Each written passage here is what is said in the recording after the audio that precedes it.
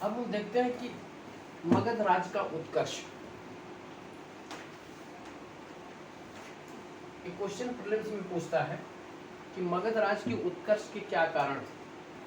ठीक है, मेंस में भी आता है, प्रीलिम्स में भी पूछ सकता है, ऑप्शन दे सकता है। ठीक है, तो मगध अंत में इन महाजनपदों में शक्तिशाली महाजनपद बनकर उभरता और शेष को अपने में मिलाने का प्रयास करके और मिला भी लेता है। तो मगध के उत्कर्ष के क्या कारण थे? मगध के उत्कर्ष के अनेक कारण थे। पहला मुख्य कारण था उसकी भौगोलिक स्थिति, ये प्रमुख कारण है। ठीक है, दूसरा जो है उसका कारण था राजाओं की महत्वाकांक्षा।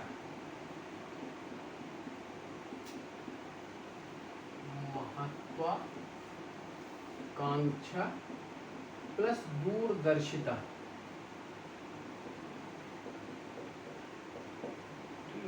ये महत्वपूर्ण कारण थे। भौगोलिक स्थिति को थोड़ा सा समझने का प्रयास करें। जो पाटलिपुत्र है, पाटलिपुत्र के बगल में ही आपका राजगृह है, जिसको गिरिब्रज के रूप में जाना जाता है। ठीक है, यहाँ पर क्या था, देखिए एक कथन और यहाँ आता है कि पुराणों के अनुसार और बौद्ध धर्म के अनुसार, पुराण कहते हैं कि सर्वप्रथम मगध पर आपको बृहद्रथ वंश ने शासन किया। ठीक है, और उनका जो उत्तराधिकारी था वो जरासंध था। बौद्ध साहित्य कहते हैं कि नहीं, यहाँ पर हर्यंक वंश के शासकों ने मगध पर अपनी सत्ता स्थापित की और फिर उनका उत्तराधिकारी गया। जो मान्य मत है उसमें हर्यंक वंश के शासकों को ही तवज्जो दी जाती है और उनके अनुसार ही ये मगध उन्हीं के नेतृत्व में आगे बढ़ा है। ठीक है, तो इसमें भौगोलिक स्थिति देखिएगा, राजगृह जो है चारों तरफ से पहाड़ियों से घिरा हुआ था। ठीक है, और बगल से गंगा नदी निकलती थी।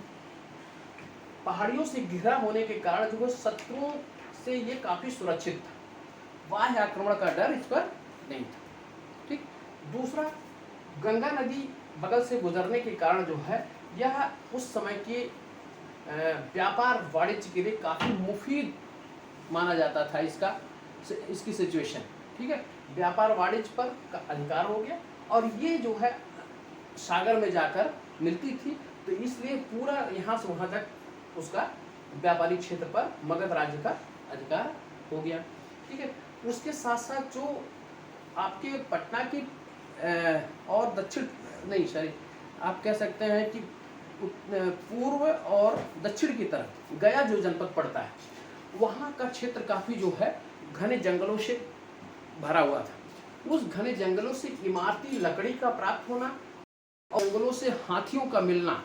ठीक है, हाथियाँ युद्ध क्षेत्र में काम किया जाता था उससे, और इमारती लकड़ी से वो अपने संसाधन उसका लेकर वो अन्य क्षेत्रों में उसका कार्य करते थे। इस तरीके से हम देखते हैं कि भौगोलिक स्थिति के कारण जो है मगध काफ़ी मजबूत पोजीशन में था। ठीक है, और वहाँ की जो महत्वाकांक्षा, जो शासक भी मिले वो बिंबिसार मिला। ठीक है, उसकी कूटनीतिक चातुरता की चर्चा काफ़ी होती है। उसने एक तो युद्ध के द्वारा और दूसरा उसने क्या किया कि अन्य क्षेत्रों के अन्य जो जनपद थे उनसे वैवाहिक संबंधों के द्वारा अपनी स्थिति सुदृढ़ करने का प्रयास किया। ठीक है, ये दो महत्वपूर्ण चीज़ें थी, एक राजाओं की दूरदर्शिता और महत्वाकांक्षा और दूसरा जो है भौगोलिक स्थिति। तो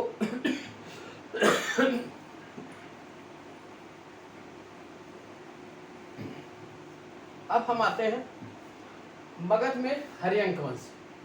देखिए मगध में मौर्य साम्राज्य की स्थापना के पूर्व 3 वंश शासन किए। ठीक है, एक हर्यंक वंश, दूसरा शिशनाग वंश और तीसरा आपका नंद वंश। तो मगध में पहला जो वंश था वो हर्यंक वंश था, हर्यंक वंश। दूसरा वंश था वो आपका शिशुनाग वंश और तीसरा वंश आपका था नंद वंश।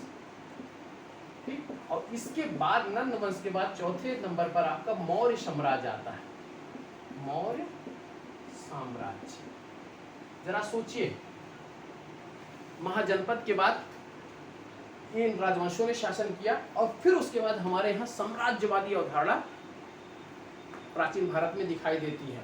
और यह मौर्य साम्राज्य ऐसा था जिसकी सीमाएं जो है आज तक भारत की सीमाओं, आज तक कि भारत की सीमा कभी मौर्य साम्राज्य की सीमा की बराबरी नहीं कर पाई। ईरान से लेकर, अगर पश्चिम का क्षेत्र देखा जाए, ईरान से लेकर पूर्व के क्षेत्र में बंगाल तक, और उत्तर में आपका कश्मीर का क्षेत्र है, नीचे दक्षिणी कर्नाटक तक, ये पूरा मौर्य साम्राज्य में निहित था। इतनी बड़ी सीमा थी। ठीक है, हम उसके पहले आ जाते हैं हर्यक वंश पर। हर्यक वंश का जो शासन काल होता है, हम इसको अभी मौर्य साम्राज्य को हटा देते हैं। हर्यक वंश का शासनकाल ये 544 से लेकर 412 BCE तक। ठीक है, तीसरा जो शिशुनाग वंश है वो 412 से लेकर 344 BCE तक।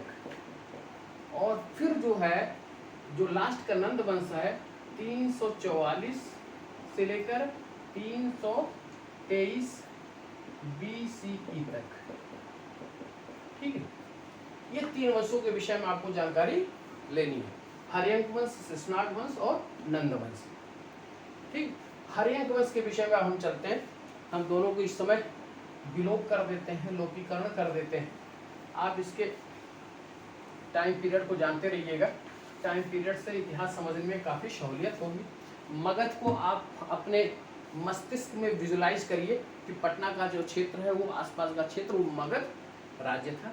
ठीक है, और यहाँ पर हर्यक वंश ने शासन किया। हर्यक वंश के शासकों में पहला जो प्रथम शासक था वो बिंबिसार था। ठीक, दूसरा शासक था अजातशत्रु। तीसरा शासक था उदयन। और फिर उसके बाद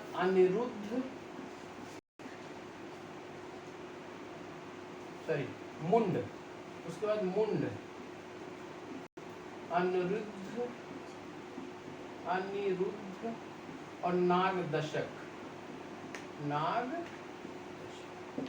ठीक है, इसमें इस वंश के विषय में एक रोचक जानकारी ये आपको दे दूं। यह वंश पितृहंता वंश के नाम से जाना जाता है।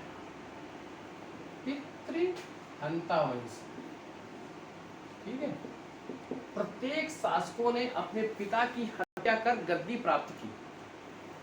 ठीक है, जब कभी क्वेश्चन भी आ जाए कि पितृहंता वंश किसे कहते हैं, तो हर्यक वंश को पितृहंता वंश के नाम से जाना जाता है। प्रत्येक शासकों ने अपने पिता की हत्या कर गद्दी प्राप्त की। तो हम इसके जो मुख्यतः जो लास्ट के 3 हैं, इनका कोई विशेष राजनीतिक योगदान नहीं रहा। और लास्ट में नागदशक को पराजित कर मार डाला किसने? शिशुनाग ने। शिशुनाग ने मार कर शिशुनाग वंश की स्थापना, या इनके द्वारा मारा गया। मुख्यतः हमको पढ़ना है बिंबिसार के विषय में, अजातशत्रु के विषय में और उदयन के विषय में। ठीक है, बिंबिसार का शासनकाल हम देखते हैं 544 से शुरू होकर 492 BCE तक। इसके बाद 492 से शुरू होकर इसका अजातशत्रु का 460 BCE तक। और फिर 460 से शुरू होकर आगे आप इसी में सबको जोड़ लीजिएगा। लास्ट के थोड़े से पीरियड में मुंड, अनिरुद्ध, नागदशक का है, इनके कार्यकाल के विषय में जानकारी प्राप्त नहीं होती। ठीक है, अंतिम शासक हमारे नागदशक। अब हम पहले जो शासक हैं बिंबिसार, इनकी जरा चर्चा कर लेते हैं।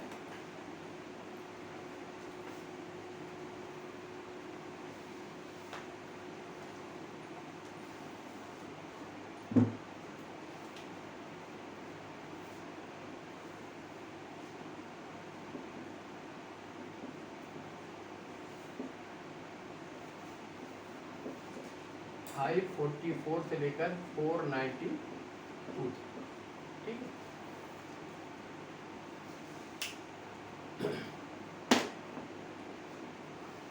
देखिए बिंबिसार एक काफ़ी महत्वाकांक्षा, बहुत साहसी शासक था और दूरदर्शिता और कूटनीतिक चातुर्य में इसका कोई जवाब नहीं था। इसने उस समय के अच्छा बिंबिसार जो मगध वंश था उसके अंग से हमेशा उसकी शत्रुता चलती रहती थी। बिंबिसार जो भाई बिहार में ही दोनों वंश महाजनपद थे, ठीक है, और मगध और अंग के बीच में हमेशा शत्रुता चलती रहती थी। तो बिंबिसार को उपनाम में आपका श्रोणिक उपनाम से भी जाना जाता था बिंबिसार को, श्रोणिक और या सेनीय इस नाम से भी इसे जाना जाता था। राजधानी कहाँ थी मगध साम्राज्य की? राजगृह थी, गिरिब्रज थी, और श्रोणिक या सेनी नाम से जाना जाता था। इसने क्या किया, अपने राज्य की सीमाओं को सुरक्षित करने के साथ साथ वैवाहिक संबंध द्वारा, बहुत महत्वपूर्ण इसका वैवाहिक संबंध था, वैवाहिक संबंध द्वारा, ठीक है, और देशों के साथ और मतलब क्षेत्रों के साथ मधुर संबंध स्थापित कर अपने को काफी प्रोग्रेसिव बना लिया, काफी प्रोग्रेस किया। तो वैवाहिक संबंध कहाँ कहाँ से किया? पहला एक वैवाहिक संबंध जो है वो वज्र संघ के साथ किया, वज्र, ठीक। यहाँ का जो शासक था चेटक, नाम ध्यान रखिएगा, चेटक, इसकी पुत्री का नाम था चेलन्ना, आप चेलन्ना मत करिए, चेलना, ठीक है। इसके साथ वैवाहिक संबंध हुआ। एक इसकी रानी कौन हो गई? चेलना हो गई। दूसरा इसने कौशल, इसका जो समकालीन कौशल शासक था वो प्रसेनजित था, प्रसेनजित, ठीक है। इसकी बहन महाकौशल के साथ, महाकौशल इसकी बहन थी। आप ध्यान रखिएगा, चेटक की पुत्री थी चेलना, ये कौन थी? पुत्री, और ये कौन थी? बहन। यहाँ भी क्वेश्चन पूछ के आपको दिग्भ्रमित कर सकता है कि प्रसेनजित की पुत्री के साथ या चेटक की बहन के साथ, चेटक की बहन नहीं, चेटक की पुत्री के साथ प्रसेनजित की बहन के साथ वैवाहिक संबंध हुआ था। और प्लस इसके साथ साथ मद्र देश की राजकुमारी थी क्षेमा, ठीक है। इसके साथ इसने वैवाहिक संबंध स्थापित किया, ठीक है। जब कौशल के साथ वैवाहिक संबंध हुआ तो प्रसेनजित ने, उस समय काशी पर इनका अधिकार हो गया था, प्रसेनजित ने काशी को इसने अजातशत्रु को दे दिया, ठीक है, बिंबिसार को दे दिया, अजातशत्रु नहीं बिंबिसार को दे दिया काशी को। उस पे अधिकार किसका था? कौशल का था। मध्य प्रदेश की क्षेमा के साथ हुआ, और इसके साथ साथ इसने जो है अंग को परास्त कर, वहाँ का शासक था अंग देश का शासक, इसमें ध्यान में नहीं आ रहा था, अंग देश के शासक को परास्त कर अंग को अपने साम्राज्य में मिला लिया, अपने साम्राज्य में या अपने राज्य में, साम्राज्य शब्द नहीं ठीक है, अपने राज्य में मिला लिया, ठीक है। आप यहाँ आपको बहुत ज़्यादा ध्यान देने की ज़रूरत यही है। यहाँ कभी मतलब क्वेश्चन काफ़ी उठते हैं कि किसके किसके साथ इसका संबंध, वैवाहिक संबंध हुआ, कौशल के प्रसेनजित के साथ और की बहन के साथ, वज्रसंघ के चेटक की पुत्री के साथ, और मध्य की राजकुमारी क्षेमा के साथ अंग को अपने राज्य में मिला लिया। और श्रोणिक या सेनी इसका उपनाम था। इसके शासनकाल की एक प्रमुख घटना और है, वो है कि इसका राजवैद्य था जीवक, राजवैद्य का नाम था जीवक।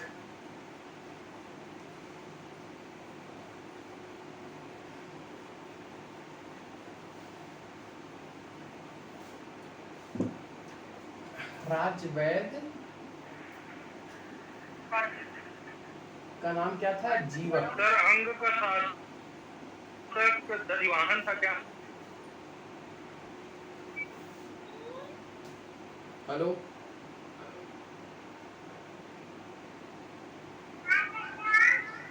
आप लोग म्यूट म्यूट कर लीजिए भाई। प्रशांत जी, प्रशांत जी, आप म्यूट करिए अपने को। जी हमें करा था अंग का शासक दधिवाहन था क्या? कहाँ का? नहीं नहीं, अंग का शासक जो है इस समय मेरे दिमाग में नहीं आ रहा है, शायद ब्रह्मदत्त नाम था क्या उसका। ठीक है, आप म्यूट कर लीजिए अपने को। अच्छा ठीक, उसके बाद देखिए राजवैद्य जीवक थी, इसकी माँ का नाम था शालवती।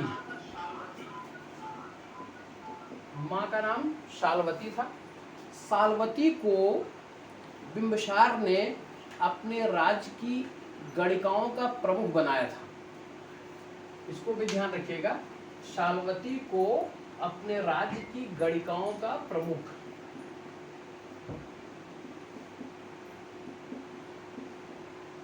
शालवती को ध्यान रखें। और शालवती का पुत्र क्या था? जीवक। जीवक को इसने राजवैद्य बनाया था। ये जीवक जो है बाल रोग और शल्य चिकित्सा का माहिर था। शल्य चिकित्सा का माहिर था। इसने जीवक ने अजातशत्रु को सॉरी बिंबिसार को एक भगंदर रोग से भगंदर रोग से, बुद्ध को उदर मतलब उदर में एक रोग था उससे बुद्ध को, और अवंती के शासक चंड प्रद्योत को पांडुरंग के रोग से मुक्त किया। पांडुरंग, ठीक है। ये किसको हुआ था? अजातशत्रु। और ये बुद्ध को, और ये अवंती का शासक क्या था? अवंती का शासक चंड प्रद्योत, ठीक है। इसको पांडुरंग से मुक्त किया था। यानी कि यह अवंती के शासक चंड प्रद्योत के कहने पर इसने अपने राजवैद्य जीवक को अवंती भेजा था। इससे क्या हुआ कि जब मुक्त किया तो अवंती और मगध के बीच में मधुर संबंध स्थापित हुए, ठीक है। अब इतना इनके विषय में ध्यान रखिएगा। इनका एक महत्वपूर्ण वो था अंग को जीतना, ठीक है। और उसके बाद अवंत के साथ मधुर संबंध स्थापित करना, कैसे? जीवक को भेजकर, ठीक है। और उसके बाद इनका 3 वैवाहिक संबंध, ठीक है। और इससे मगध की स्थिति काफी मजबूत हो गई, ठीक है। तो आज हम यहीं तक बिंबिसार तक ही रहते हैं, या हम अजातशत्रु भी पढ़ा देते हैं। टाइम कितना? नहीं, आज ठीक है, आज मैं यहाँ तक आपको ले चलता हूँ। नेक्स्ट पीरियड में आपको समस्त मौर्य साम्राज्य के पहले पूरी राजनीतिक स्थिति को पढ़ाने का प्रयास करूँगा। तो इतना आप लोग नोट्स बना लीजिएगा, इतना आप लोग एक बार रिपीट कर लीजिएगा। जो समझ में ना आए वो हमसे पुनः पूछ लीजिएगा। बस इसी जगह इसको विश्राम देते हैं और बाड़ी को विराम करते हैं। तो ऐसी स्थिति में मुझे आशा है कि आप लोग ने अच्छे से नोट्स तैयार कर लिया होगा और इस चीज़ के राजनीतिक, उत्तर भारत की राजनीतिक दशा को भी अच्छे से समझ लिया होगा। तो ठीक है, फिर आज क्लास को यहीं सस्पेंड करते हैं। आप लोगों को बहुत बहुत शुभकामनाएं और शुभ रात्रि, शुभ रात्रि, शुभ रात्रि।